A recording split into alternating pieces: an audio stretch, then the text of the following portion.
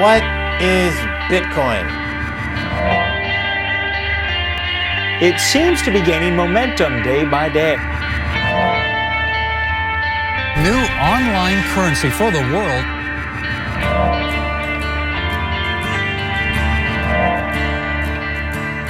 Now it's gone all the way down to $91, a lot of volatility. Bitcoin and other cryptocurrencies have earned quite a bit of attention over the past few years. Bitcoin at Mt. Gox broke into 4 digits. Many call them the future of money, but a majority of people don't really know much about them. The Bitcoin traded as low as $109 before its death spiral came to a climax. What are cryptocurrencies? How do they work?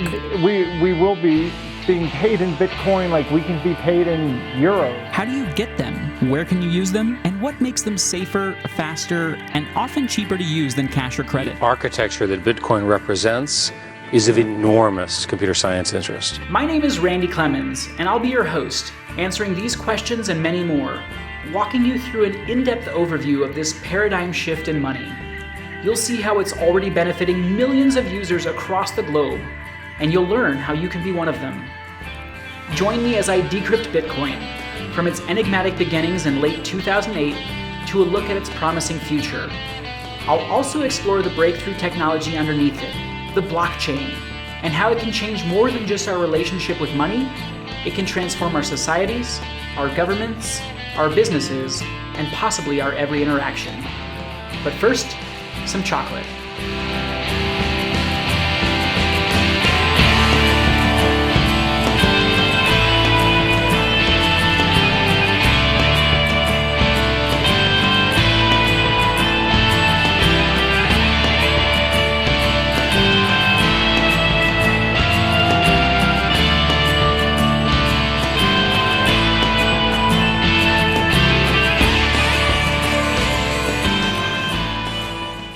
What you just witnessed was a Bitcoin transaction here at my favorite chocolate shop. Just a few taps on our phone screens and the funds were transferred nearly instantly, without any bank or credit card company taking a cut.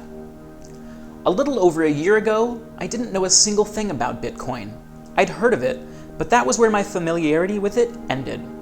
Then, in April 2015, I moved across the country from Southern California to New Hampshire to be part of the Free State Project, a group of over 20,000 pro-liberty activists moving to New Hampshire to create a truly free society with minimal government. It was here that I first saw Bitcoin being used, and I quickly got a deep interest in understanding how it worked. I had tons of questions, but as I learned more, I began to see that Bitcoin was more than just a convenient way to send money to anyone anywhere. It also reduces the cost and friction of international commerce, and presents a viable alternative to the world's troubled currency markets. The idea for Bitcoin and its underlying blockchain technology were published in October 2008 by an anonymous user or group of users under the pseudonym Satoshi Nakamoto. Just a few short months after Nakamoto proposed the Bitcoin network, he officially launched it, releasing an open-source Bitcoin software client and mining the first block of Bitcoins, called the Genesis block, on January 3, 2009. By the very next year, Bitcoin grew to be the world's top-performing currency, a feat it would repeat in 2011, 12, 13, and 15. Today, there's more than $10 billion worth of Bitcoin in circulation, and millions of Bitcoin transactions occur each day. Digital electronic money transfers have been around for decades, but what sets Bitcoin apart is that it is completely decentralized. No single person or institution controls the Bitcoin network, and its structure, money supply, and transaction record cannot be manipulated by any bank, government, organization, or rogue bad actor. We're going to get into the technical side of how it all works in just a minute, but first, I think it's important to cover a few more of the reasons why people are using Bitcoin, and what excites me most about it. Bitcoin's benefits are being realized on a macro, global scale. The estimated 4 billion people on Earth who currently don't have reliable access to banks can now plug into the global financial network with nothing more than a cell phone that can send text messages. With Bitcoin, you are your own bank. There is no third party holding your funds, No monthly account charges, no overdrafts, no convenience fees, tacked on simply for spending or transferring your funds. Fees for Bitcoin transactions typically range from free to just a few cents, and any amount can be sent to anyone, anywhere, in just a matter of seconds. And the best part is that your bank is always open. These low to no fee transactions are already disrupting several markets. Some of the largest relief will be for remittance payments. That's money sent home by people working in other countries. This is a huge economy, with an estimated $580 billion flowing to families in developing countries. That's more than 3 times the size of any official government development assistance, by the way. Banks and companies like Western Union take an average of 9% of that, though it can reach as high as a whopping 16% for something Bitcoin does essentially for free. And Bitcoin is becoming more widely accepted on the local micro level as well. There are numerous large online retailers and a growing number of savvy brick-and-mortar businesses across the world that are jumping on the bandwagon. Tools like Bitcoin debit cards now let people spend their crypto coins anywhere the credit cards are accepted. And several third-party tools have popped up that help Bitcoin users actually save money on their Amazon orders or on gift cards for places like Starbucks and Target. Bitcoin mixes the digital ease of credit card payments with the privacy of a cash sale. With credit cards, you hand over your sensitive private data and account number every single time you buy something. Credit card and bank data centers are constantly warding off cyber attackers, at great cost, though they've been less than successful. In 2015, hackers made off with 80 million names, social security numbers, and other sensitive data from medical insurance giant Anthem Blue Cross. In 2014, a breach at JP Morgan Chase compromised the data of 7 million small businesses and 76 million households. 70 million records from Target in 2013, 56 million from Home Depot in 2014, 77 million records from Sony's PlayStation Network in 2011. The list goes on and on and on. With a decentralized network like Bitcoin, there is no single point to attack, no stored private data to steal, and you don't have to trust any third party to store your funds or information. You are your own bank. There are plenty more reasons why people are using Bitcoin, and we'll cover a few more in this video. But now, I'd like to shift focus and take a look at how Bitcoin works. Now, we're about to get somewhat technical for a minute, because it's very important to talk about how this all functions, but rest assured, just as you don't need to understand the Federal Reserve or economics to spend a dollar, please know that you don't have to understand any of this to use Bitcoin. We're explaining it, if only because it's fascinating, and it all happens systematically behind the scenes. Let's take a look under the hood. Using my Bitcoin wallet, I scanned the QR code that Dancing Lion Chocolates presented to me. This began the first stage of the transaction, which you can think of like a pre-authorization charge on a credit card. My wallet broadcast a message to the Bitcoin network, thousands of independent computers, called nodes, that are located across the world. Rather than having one central party control a private ledger, each node on the Bitcoin network maintains its own copy of the blockchain, a distributed public ledger, which some have called the biggest thing since the internet. Transactions in the physical world and the digital world rely on ledgers for accurate record keeping. Think of ledgers as the behind-the-scenes balance sheets that help keep track of the world's assets. And that doesn't just mean your money. Your car registration, your house deed, the terms of your cell phone contract, these are all stored in ledgers. At its essence, the blockchain keeps track of every Bitcoin transaction that's ever taken place, and it enables what is called distributed consensus. Each node on the network can mathematically verify that the ledger is accurate and has not been altered, and each node can see that the copy of the blockchain they are using matches the blockchain data that other independent nodes are using. There is no central party controlling the ledger. It only gets updated by the consensus of nodes around the world. This is why Economist magazine dubbed the blockchain the trust machine. To pre-authorize a transaction, my wallet sends a message to the Bitcoin network with 3 things: my wallet address, the amount of Bitcoin to be sent, and the recipient's address. The blockchain ledger is then checked to verify that I am the owner of the account and that I have these funds available. Verifying that there are enough funds in any account is easy enough. Again, the blockchain is a public ledger, so anyone can view how much Bitcoin is in any address at any time. So everyone knows exactly how much money everyone else has? Not quite. Bitcoin addresses are long strings of numbers and letters. No names or personal data are revealed in these transactions, which helps ensure relative privacy, even with the complete transparency that a blockchain provides. But to verify that I am in fact the owner of these funds, and to prevent others from using them by simply typing in my address as their own, Nakamoto built in a private key function that serves as a digital signature. Think of this like signing a check or credit card receipt, or entering a PIN for a debit card transaction, only exponentially more secure. Each Bitcoin address has its own private key, which is a very long string of random letters and numbers that only the wallet owner knows. Think of it as a super password. Bitcoin was created to remove the need for trust between parties, and it did this with an elegant solution called cryptographic proof. Each digital signature is built around something called a cryptographic hash, an algorithm that takes any amount of data, from a simple sentence to a full-on novel, and mathematically encodes it, turning it into an unpredictable, fixed-length sequence of numbers and letters. Even the smallest changes to the input makes the output hash drastically different. The beauty of cryptographic hashing is that this is a one-way function. Computers are not yet smart enough to predict these hashes or reverse engineer them, which makes cryptographic hashing a secure way to prove that you know something without revealing what you know. So when my transaction was sent to the network, my public key, along with the transaction details, gets hashed in a way that the receiver and network can verify that I am the owner of that private key, without actually having to reveal my private key to the recipient or any third party. The buyer needn't worry that their account will be hacked or frozen, that their sensitive personal data will be stolen, or that their shopping habits will be tracked. And the seller needn't trust that the funds won't arrive, that a check won't clear, or that there will be a chargeback. Again, no trust is needed. It's all mathematically proven. Anyone who tried to create a bogus transaction would quickly be thwarted. Without knowing my private key, their hashed digital signature would not match mine, which would cause their attempt to get rejected by the network and fail.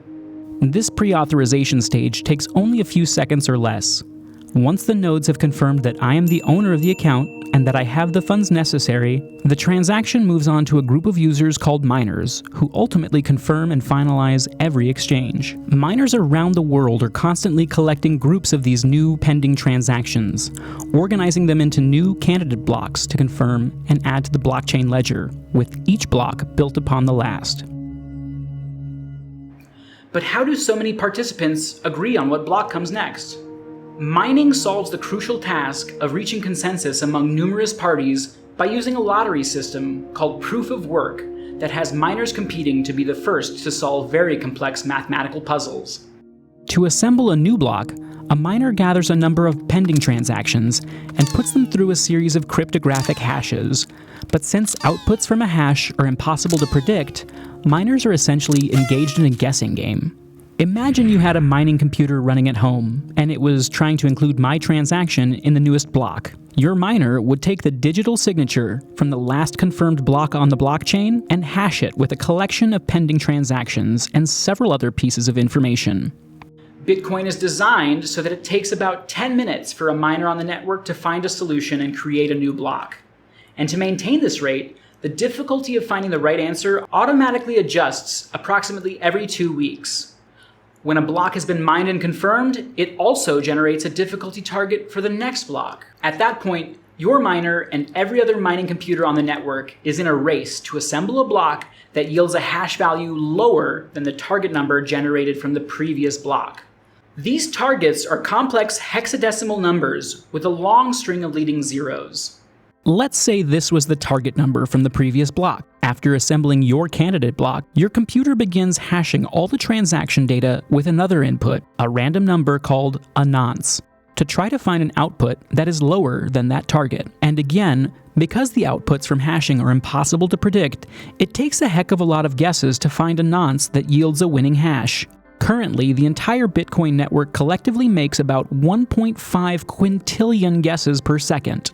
That's 1.5 times 10 to the 18th power, or 1.5 billion guesses per second. And yet it still takes 10 minutes for the network to find one nonce that works.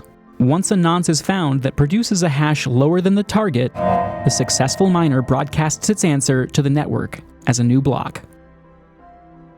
This is the proof of work. essentially showing that there was a significant amount of computing effort behind finding that solution.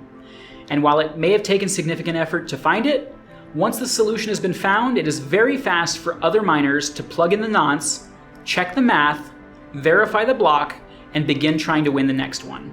That process repeats, utilizing the hash output from the previous block as part of the hash input for each new block, stringing them all together in a chain of blocks that can be easily followed all the way back to Satoshi Nakamoto's Genesis block. All nodes agree that the math adds up for each and every block, and because of that consensus, users have trust that the system functions as promised, which is part of what gives Bitcoin its value. The beauty of this system is that the record book cannot be altered. Any attempt to alter a transaction already in the blockchain would require not only the rehashing of the block containing that transaction, but all other subsequent blocks as well. Depending on how deep in the chain the transaction is, it could take a single attacker weeks, months, or even years to rehash the rest of the blockchain. And even if this were to happen, the rest of the network would still be adding new blocks onto the main chain faster than the attacker could possibly add incoming blocks to his fraudulent chain, and this attempt would be rejected. Mining and this proof-of-work concept are what keep the Bitcoin network secure, and it eats up quite a bit of computing power and electricity as a result. To reward miners for participating and investing in the accuracy of the network, a miner is rewarded with a certain number of Bitcoin, currently 12.5, though this will change over time, as well as any transaction fees included by the senders. That reward is also how new Bitcoin is introduced to the network. Unlike central banks and governments that can print more money anytime they wish for any reason, there will only ever be 21 million Bitcoins released, according to a set formula that should see the last Bitcoin mined sometime around the year 2140. At that point, miners will rely solely on transaction fees to incentivize their computing work. Phew, amazing, isn't it? We made it through the technical part, and I want to point out again that all of this is automatic and behind the scenes. To the buyer and seller, it's just a few clicks or taps on a computer or phone, and you're good to go. Now that we've explained how it works, let's take a minute to discuss how people actually get Bitcoin. Yes, mining is one way, though it's not really considered cost-effective to get started mining at this point without significant investment and very low electricity rates. There are plenty of easier ways to get Bitcoin, thankfully. Bitcoin ATMs like this one here in Manchester aren't exactly everywhere like traditional ATMs, but they're popping up in more places. Newsstands in several countries like Canada and Australia now offer customers the ability to buy Bitcoin over the counter. For many, the simplest way to get Bitcoin is to just find someone in their area who uses it. There are currently close to 900 local Bitcoin groups around the globe on meetup.com, and a website called localbitcoins.com connects people around the world, allowing them to trade traditional currency or other items like Amazon gift cards for Bitcoin, online or in person. Several free wallet apps like Coinbase, Airbitz, and Mycelium allow users to purchase Bitcoin using a debit card or bank transfer. Perhaps you're someone who sells products online or owns a business, or maybe you've got a blog or media channel that you'd like to monetize. Accepting Bitcoin as payment is extremely easy to set up. In fact, one of the world's largest e-commerce platforms, Shopify.com, has helped thousands of entrepreneurs, crafters, freelancers, and other merchants to take Bitcoin, all with just a few simple clicks. There are also online exchanges where people can buy and sell Bitcoin as the price fluctuates. Just as the values of traditional world currencies rise and fall, so do the values of digital currencies, and these exchanges allow users to speculate on price changes, just like a stock market, complete with short selling, margin trading, lending, and more. This brings up an important point. I've talked a lot about Bitcoin being safe and secure, but several Bitcoin exchanges have seen security breaches in the last few years, namely Mt. Gox and Bitfinex. These heists are like a digital bank robbery, in that when you store your funds with someone else, there's a chance you can lose them. You are only your own bank when you hold your own Bitcoin. When you store your coins with a third party like an exchange, they control the private keys. And if you don't control the keys, you don't have the Bitcoin. You essentially just have an IOU. I definitely recommend reading up on additional security measures if you're looking to hold or trade any amount of Bitcoin that you wouldn't feel safe carrying around if it were cash in your pocket. Once you've got some Bitcoin, there are plenty of places where you can spend it. And there are a few neat services that actually stretch your spending power that I want to tell you about as well. Over 1 million items are available at discount retailer Overstock.com. Got a travel bug? Expedia is ready to book your dream trip with Bitcoin. Microsoft users can buy apps for Windows phones, as well as movies, videos, and video games for Xbox One. Steam, the massively popular video game platform with 125 million users, announced in April 2016 that they too were accepting Bitcoin. Software and hardware vendors like Tiger Direct, Dell, and Newegg are a few of the other bigger names, and several third-party services such as Gift.com and Purse.io allow people to purchase gift cards for all kinds of stores like Amazon and Target using Bitcoin, often at a discount. Critics of Bitcoin like to argue that Bitcoin isn't real because it's digital. Bitcoin, which is, there's nothing in the end. It's supposed to be purely self-fulfilling prophecy, purely levitating on itself. A funny fact, since most of the money that you and I use is actually digital. I mean, if you're looking for the idea that a currency doesn't really have to be something physical, it can be something that's virtual, that's the system we already have. Economists estimate that only 8% of the world's money supply exists as physical bills and coins. Despite the fact that some government money exists as tangible paper and metal, it isn't actually backed by gold or any other material. Only trust. We trust that dollars will be valuable tomorrow, so we accept payment in dollars today. But what is driving that trust? The United States federal government is more than $19 trillion in debt, with no payment plan or solution in sight. Just keep paying interest. And the Federal Reserve has been around for just over a century, tasked with only one job: to preserve and protect the value of that US dollar. Yet in that time, its value has fallen more than 95%. 95%? You had one job, Federal Reserve. And this Federal Reserve, a private organization run by appointees, not elected officials mind you, can increase the money supply with the push of a button, however they see fit, even printing trillions of dollars to bail out their elite banker friends, and devaluing every single one of your dollars in the process. This kind of centralized control over the money supply and the ability to manipulate the market simply cannot exist with Bitcoin. Now, while I'd love to go deeper into the tremendous corruption behind the Federal Reserve System and currency markets worldwide, it's a huge topic that's a little outside the purview of this video, though we've added some links and resources on our website if you'd like to learn more. One of the other added benefits that I'd like to mention is the ability to send micropayments.